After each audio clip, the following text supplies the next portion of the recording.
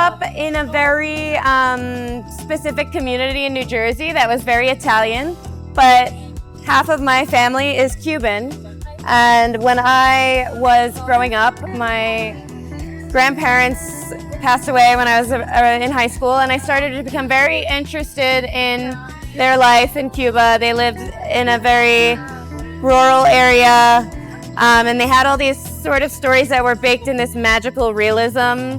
The chickens on the farm, waking up to milk the cows, so foreign to me. And I became very interested in unpacking my grief for them through this and the complications of grieving people that are complicated people. So people that you have conflict with, people that you love but sometimes really frustrate you. And so that's where my work really began. And I was always encouraged to make art by my mother. She wanted to be an artist and never really was able to do it because life just got in the way, and so she always wanted me to be an artist. So I always felt encouraged, at least.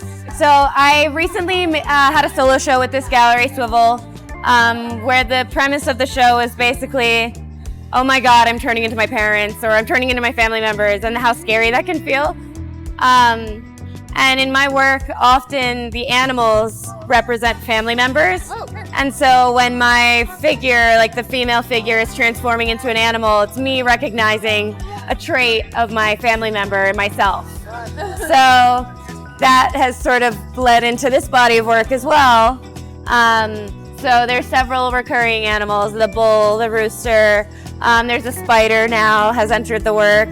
So a lot of these works are about that sort of metamorphosis and the like horror and the comedy of it at the same time. Transformation can be sort of turned into a superpower. Like the things that were challenging about your family members can be things that you use in a more productive way, like a more powerful way. I mean, I think for me it's really special to be here. It's my first time in Latin America at all, because I'm a third generation immigrant to the US.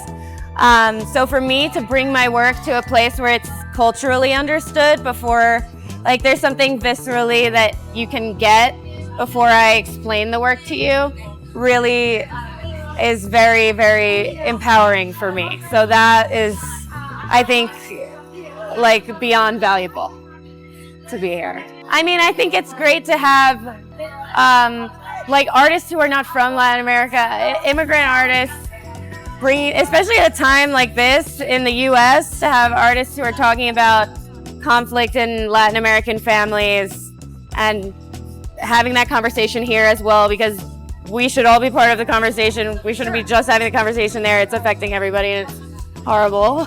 I think it's really important to have a presence here.